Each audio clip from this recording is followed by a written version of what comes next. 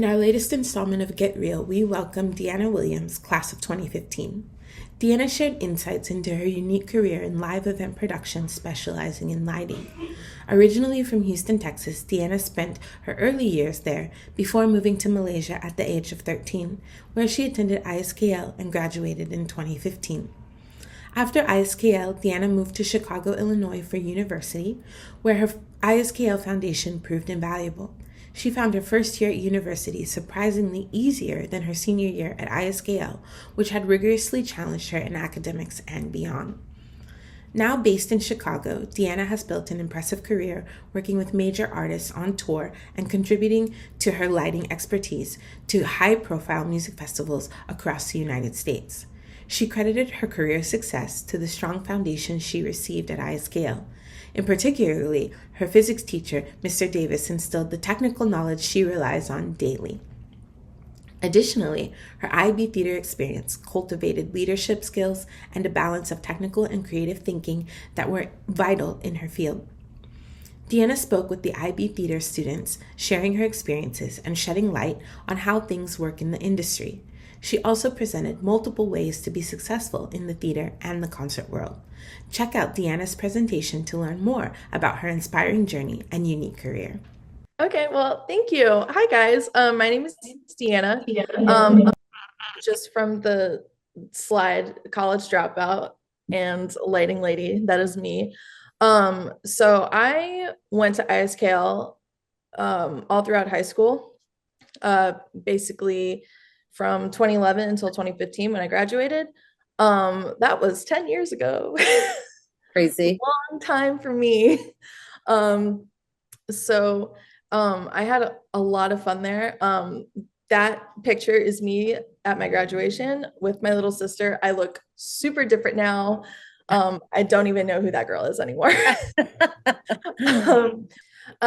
So my ISKL experience was a lot of fun. I was in a bunch of extracurricular activities. I did sports in high school. So I was in varsity softball and varsity soccer. I was a goalie in soccer, and then in softball, what was I? I can't remember. I was in the outfield somewhere. But I got all tournament my senior year for both sports. So that was really cool and memorable. I took a combination of IB and AP classes. I decided to opt out of the IB program. It's really hard. And I did not envy any of my classmates who did it. But I'm actually really glad that I still did some IB classes. The IB classes that I took were IB physics, in IB, I think I took IB Lang and Lit, and then I also took IB theater. So I did the same class that you guys are doing right now, but I did it with Mr. Howe. He was an incredible theater teacher, and I miss him dearly. Do you guys know Mr. Davis? Yep, Mr. Davis. Yeah. Still, yep. I owe that man my whole entire lighting career. So if you guys see Mr. Davis, be sure to tell him that. He already knows that because I told him that on Facebook, because we're still friends on Facebook. But I adore that man dearly. So listen to everything that he says. He's the best person ever. And then, yeah. So sorry, my mind's going blank. I also did ISKL Singers my sophomore year of high school.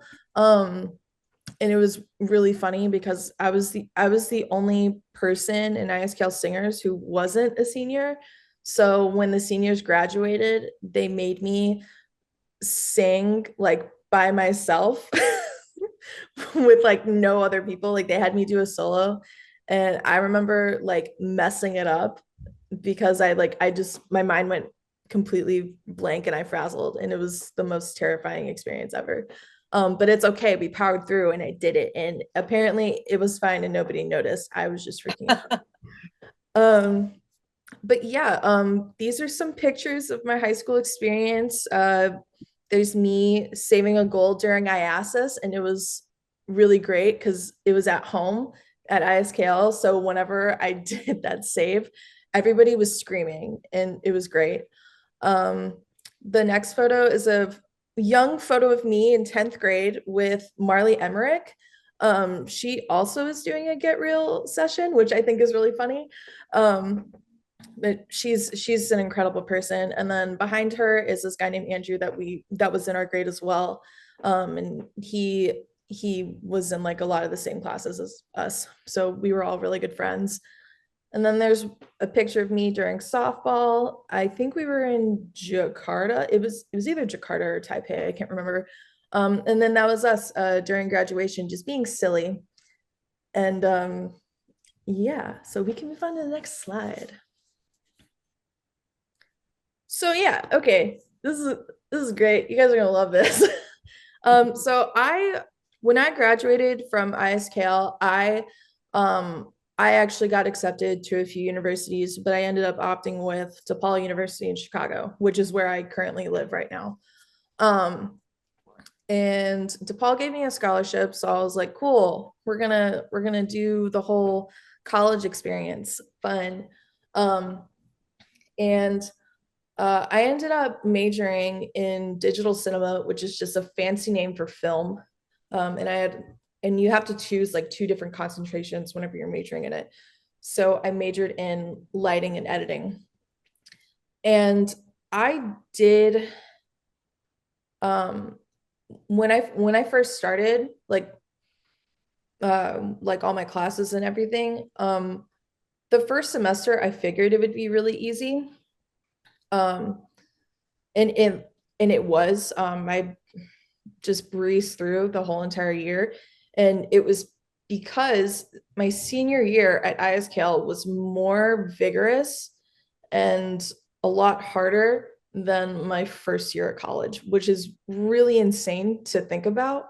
And it just shows you how much ISKL actually really prepares you for college. But for me, I didn't feel like that I was being educated enough. And I also just felt like I could easily learn everything that I wanted to learn outside of college, like just on my own through books, hands-on experience and stuff like that. So this picture that you see at the top is like a photo of me with some people that I don't talk to anymore. These are like all friends of mine, like my first year of college. And they're all very sweet people. We just lost touch. That's just what happens. And then the photo below is just like a picture of like the campus. It's a beautiful campus and it was really great.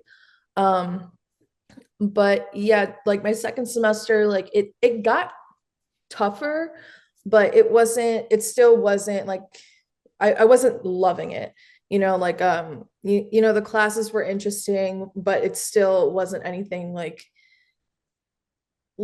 challenging for me. And I enjoy being challenged, just as a person. And so I just decided, like, you know what, like, I'm not into it. I'm just going to go ahead and drop out. And I told my parents that I wanted to drop out, and they were kind of against it, but they understood. But they really like nailed into the fact of like, hey, you really seriously need to have a backup plan, like if you want to and stuff. And if you really want to do this. And so I was just like, okay, yeah, that sounds fair because like you absolutely need a plan and if anything like that happens. So you can go to the next slide. So what happened? So after I dropped out, it was like it was like 2016 when I dropped out. I ended up staying in Chicago for a little bit, just really trying to figure out what I wanted to do. And honestly, it takes a really long time for some people. Some of you kids, like you guys like really know what you want to do, and that's great. I did not. So like for a while, I was just like, I was serving and I was, just working like different jobs. I ended up getting like a couple different internships with like some music venues. So I was working at some local venues in Chicago where essentially I was working as like a day of show person, which is basically like artist hospitality. And they also deal with like money and buyouts and stuff like that. So I was doing that. And then after my internships were over, I was really trying to figure out a way to kind of be a little bit more involved in music. And at the time, so like in 2016, I was also like, I was also trying to pursue a photography career as well, because like I took photography in high school as well with Mr. Ubel, and he was great. Um, and so I pursued that for a while. I was actually really successful with it, but then I became burnt out. And we don't like burnout, you know? And so I was just like, you know what, this isn't for me. Let me be clear. I've gone through like 5 different types of occupations within the music industry. It took me a long time to figure out that like lighting and production is where I belong. So after that, in 2019, I had like a really bad breakup with a boyfriend, and I ended up moving back to Houston, which is where like my mom lives. Um, and I ended up living there for a while. And then the pandemic happened. And so I was like stuck there, and I was like, oh my God, what do I do? So we can go to the next slide. So I had some friends who worked in the music industry, and like they were working as stagehands. And if you guys don't know what a stagehand is, it's essentially a person, it's like essentially like a grunt worker on stage. So like, you know, like if you're in theater or if you're at a concert, the people who set up everything, those people are stagehands. They're really like the backbone of a show. And I became one of those people because what I wanted to do was become a lighting tech, because I've loved lighting ever since I was in high school.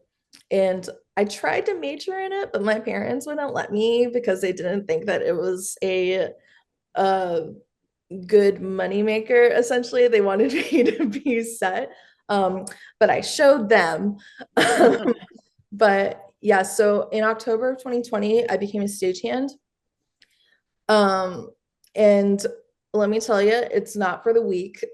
I lost so much weight when I was a stagehand because like basically you're just constantly working out. You're just constantly lifting heavy fixtures, breaking your back, you know, lift with your legs, not with your back type of stuff. But it was a really great experience for me because in the long run, it taught me how to treat other people whenever I became a tech, because there's so many techs in the industry who will just walk all over you and be rude and be disrespectful and just order you around like you're a dog. And I've realized in that time that, like, you know, stagehands don't like to be treated like that. I didn't like to be treated like that. So it was just kind of like a stepping stone for me to become a good tech, right? I have grown relatively fast in this industry in comparison to a lot of people. Some stagehands, they end up being stagehands for life because that's all they really want to do. And that's fine. You know, you can be a stagehand for life. Honestly, it's a fun job. And you get to go to cool shows and do all these cool things. But I wanted more because I like to be challenged. So I worked really hard for about 6 months, just basically absorbing all the information that I knew. I tried to work as many shows as humanly possible so that I could get to the stage. And in March of 2021, the House of Blues in Houston, they were looking for a lighting tech essentially, and I was so down for it. And the production manager, like him and I, like we knew each other already because I worked there as a stagehand sometimes, and he was super cool and decided to hire me even though I was really green, didn't really know as much as I should. But that job was like my first step into becoming a really good tech. Um, I worked my little butt off there. And I dealt with so many different tours coming in and out as a house tech. Um, it was it was a really great experience and I really enjoyed my time there. And I'm actually really excited because I'm going on tour in 2 days. And we're actually gonna hit the House of Blues. So I'm excited because I get to walk in and be like, "Hi guys." Um, it's House always of a Blues fun is a really famous place in Houston. Huh? I was just saying House of Blues is a famous concert hall in Houston. Yeah. It's famous everywhere. They have House of Blues all over the US. But that one specifically is very near and dear to my heart because it was like my first real big girl production job. So in 2022, I got an opportunity to be a lighting tech for this production company called LD Systems in Houston. And so I also still worked at the House of Blues too. So I didn't quit. I just like was working at LD full time while also filling in shifts every now and then at House of Blues. And LD was really my uh it was really a wake up call in like how people can be. They have a really old school mentality of how production goes. And I don't regret working there, but it definitely was a year and a half of like a lot of hard work and getting no recognition for it. Because like I said, a lot of these people that I worked with, they were like super old school. And they weren't nice. Like they weren't nice people to work with at all. They would disrespect me all the time. They would like curse at me. If I was doing something wrong, they would literally just tell me like, oh, that's not how I would do it, and then would walk away and not tell me how to fix it. But if anything, it made me like more independent. So just letting you know, this job is not all like flowers and rainbows and butterflies. I wish it was, I'd make it more fun. But um so I worked with them for a year and a half. It was a really good company to have on my resume though. We did the Houston Livestock Show and Rodeo, which is like the biggest event in Houston ever. We had contracts with the Houston Texans, Houston Astros, and we also did like festivals like Bonnaroo, Lollapalooza, um, Austin City Limits. So it was cool, like being able to get like all of those under my belt as well. But after like a year and a half of working there, I was just starting to get over it because one, I wasn't being paid enough, and two, I was just tired of being disrespected all the time. So I left that job in July of 2023. And then pretty much like I made sure that I had like jobs lined up for me afterwards. So I started working as a lighting tech at LEC Event Technology in Chicago. And for like the first 3 months, I was freelancing for them. So for you, if you guys don't know what freelancing is, it's essentially like you work for yourself and you're your own boss. Um, and companies will hire you and then they become your clients, and essentially like that's just the kind of relationship that you have with them. So for a while, I was working for them as a freelancer for like 3 or 4 months. And then so they were basically like flying me back and forth from Houston to Chicago or to wherever we had to go to for a festival or something. Um, and so it was a lot of that for a while. And then they asked me after the first gig that I did with them if I wanted to work for them full time, which I said yes, because that was super cool and exciting. And it's a new job. And honestly, I just wanted to get out of Houston. I was so over it. It's just hot down there. And they were really excited to have me on board. And I was like, yeah, you know what? Yeah, let's do it. But for 3 months, we were so busy. Like at one point, I was living in Chicago in a hotel for like a whole month because it was just nonstop work. And so in October, I finally made the move down to Chicago because like things had slowed down for a second. And then pretty much as soon as I moved there, like it picked back up. Like I was just working nonstop. Um, I really enjoyed working for this company. Everybody there, like they were more on the same like level as I was in terms of like, like we were all young technicians, but we have the same like dedication and commitment to the job, and we're not jaded um, in comparison to like the people that I was working with in Houston. So it was a lot more of a positive environment. But the problem with that place was that we were getting ran to the ground because our bosses don't know how to say no to gigs. So we were just constantly working. And then, so I worked with them for about a solid year. And as of this December, I left because, to be honest, I want to do my own thing. I want to tour, and LEC doesn't do enough tours. They like basically like their bread and butter was like all festivals. So like all I did was like EDC Orlando, EDC Las Vegas, DOS Energy, Riot Fest, Lollapalooza again. Like it's a lot of stuff. And so I just decided to part ways with them. And so I took a month off in December because I hadn't taken a vacation in about a year.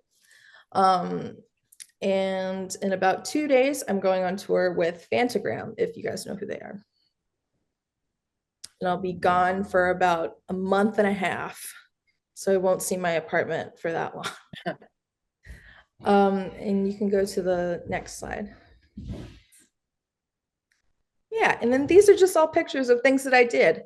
The picture on the top left is this festival called DOS Energy. That was the first gig that I ever did with LEC. Lighting is my job. So all of the lights that you see there, I did all of that. It was, as far as that gig goes, it was like that was a pretty stressful one because the rigging in itself, basically the amount of stuff that we put on that stage, we shouldn't have put that much stuff.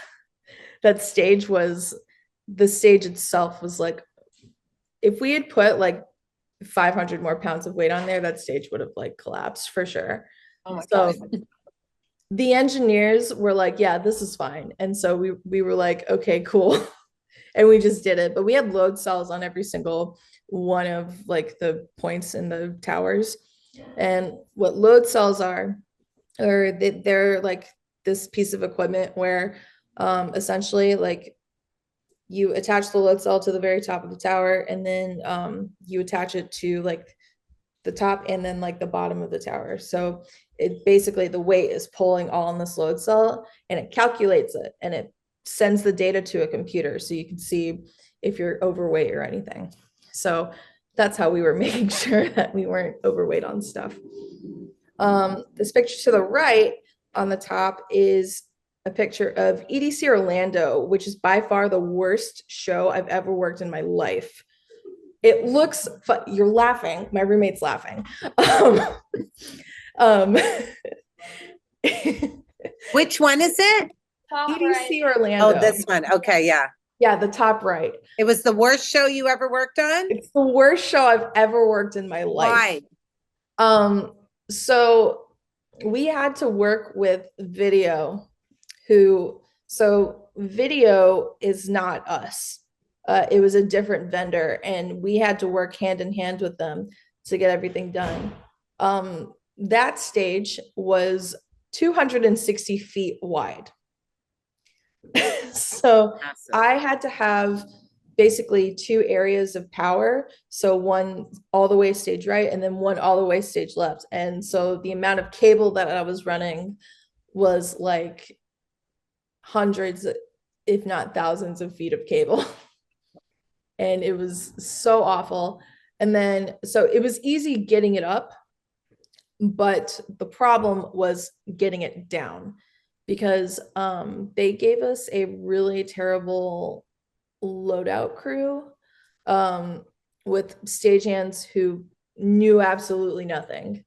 And you know, like if it was a small scale show, that's something that we can work with.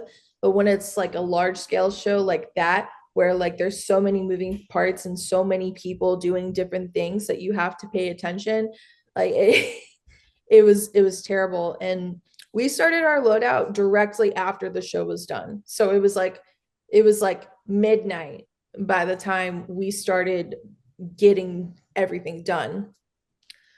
I was on site from 8 p.m. until 12 p.m. the next day. So I was really tired. And by the time everything was done, I think 3 out of the 6 of us were just all ready to cry. It was a really, really bad gig, but it looks good. So that's all that matters.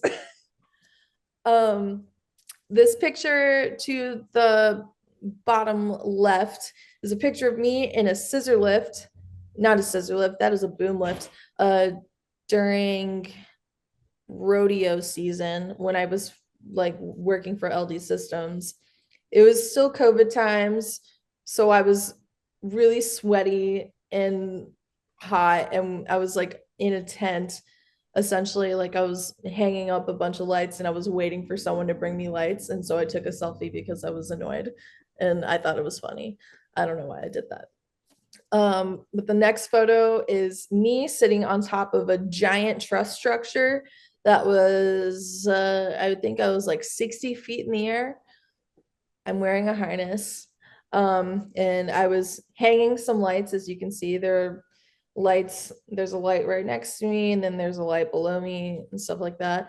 That was in Utah for DOS Energy, which is the festival that is in the picture above it. Yeah, it was super hot. That was this year. We we were outside in the blazing sun. It was like, I think it was like the highest it was like 102, and there was no shade whatsoever, and we were just raw dogging it out there. And that was really gross. But I had a fun time. That's a fun festival. I like doing that one. Um, the photo next to that one to your right is me operating lights. I also program lights.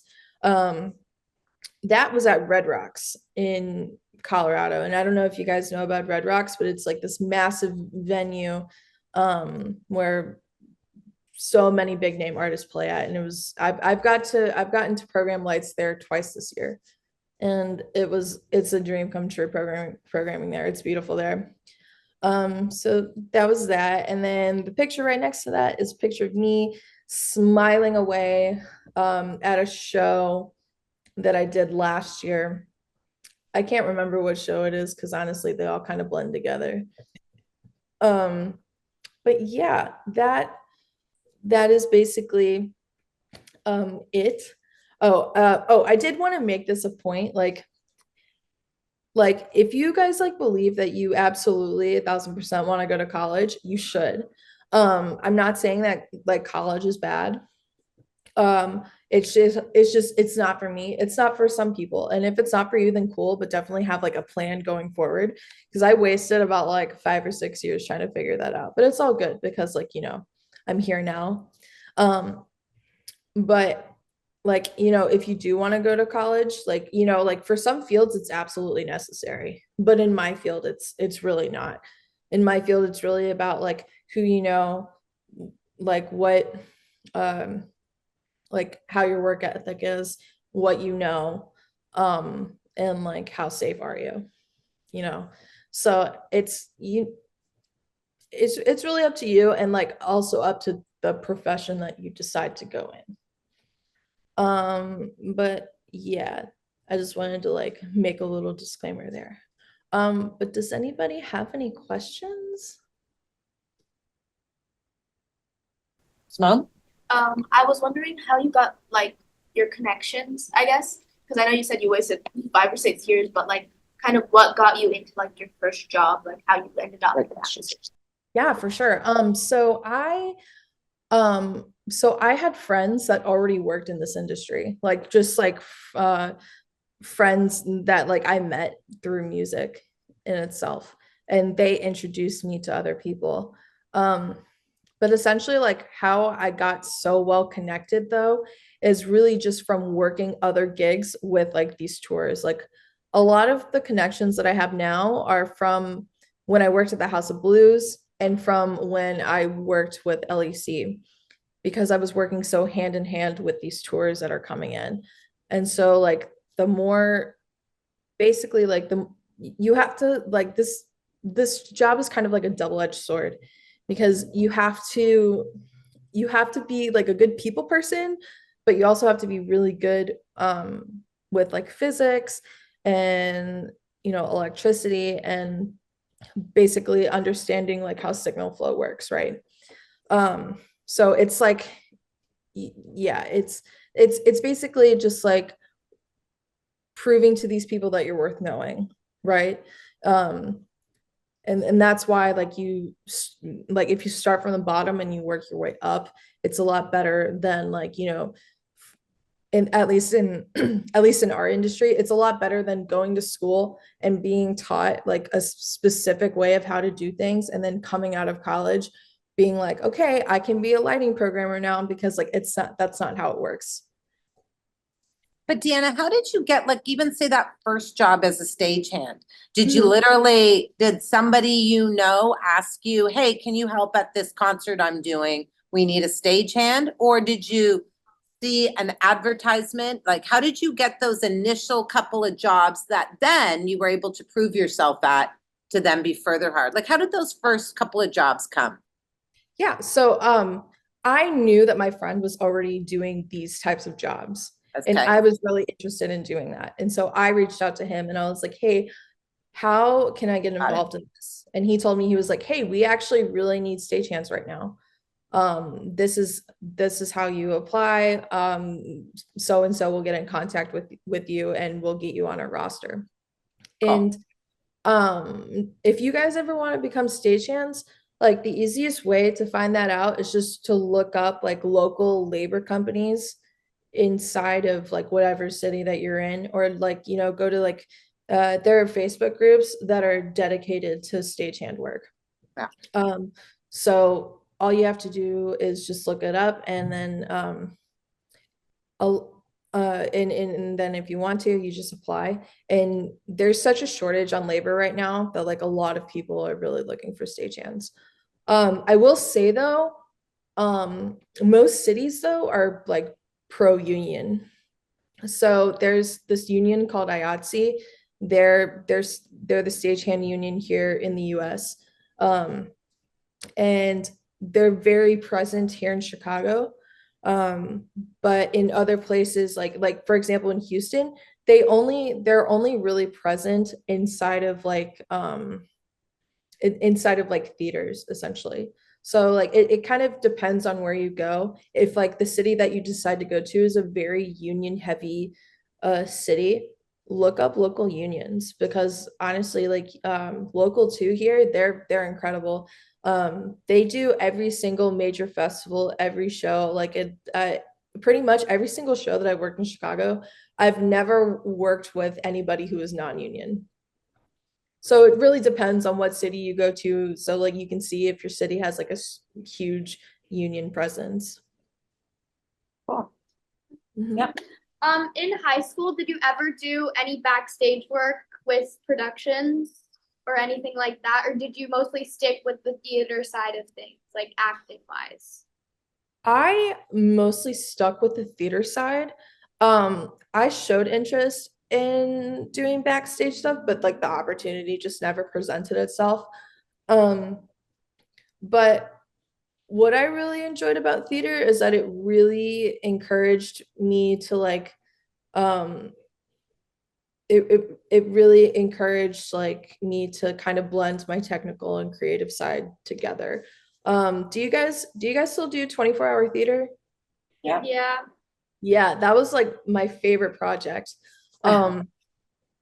It was so much fun. I directed a play, and production was actually like really heavily involved in it. Like I worked alongside the LD, and I told him like exactly what I wanted, what cues go where in the show. And it was really cool being able to direct all of that. And that's really kind of what like made me be like, oh my God, I love lighting. This is so cool. um, and yeah, that particular workshop that was my favorite. But we did, I remember we did like a little like theater retreat where we just like went to like a house. It's kind of blurry because this was a long time ago. It was 10 years ago. And um we had to like create a play, like all of us together, and we had to kind of brainstorm for ourselves, and then we performed it when we got back, and it was really avant-garde. It was a pretty crazy one from what I remember. But I had a lot of fun with it. Anybody else? Yep, Cyrus. So I'm not sure if you can remember, and that's okay if you can't, but what classes at ISKL did you take in like your final years that helped you in your that helped you further your career or like start? Yeah. I think that goes kind of back to your first slide where you were talking. Yeah. About, yeah. To be honest, I think the only classes that really helped me out were IB physics and IB theater. Okay. To be honest, none of the other classes really pertain to my job whatsoever. I can tell you I have an abundant knowledge in US history because of Mr. Martin. I got a 5 on my AP US history exam. So I remember a bunch of crazy things from APUSH because that class was nuts. But like honestly, like besides that, I don't use that. I mean, like, yeah, I was a really big history buff in high school too. So I took IB history with Mr. Sampson too. And I really enjoyed that class. And I had IB lit with Mr. Venables, and he was sick.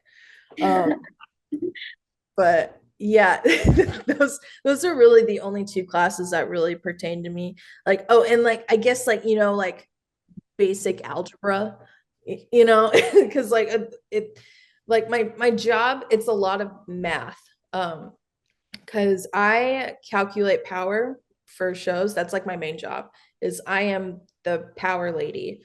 Love it.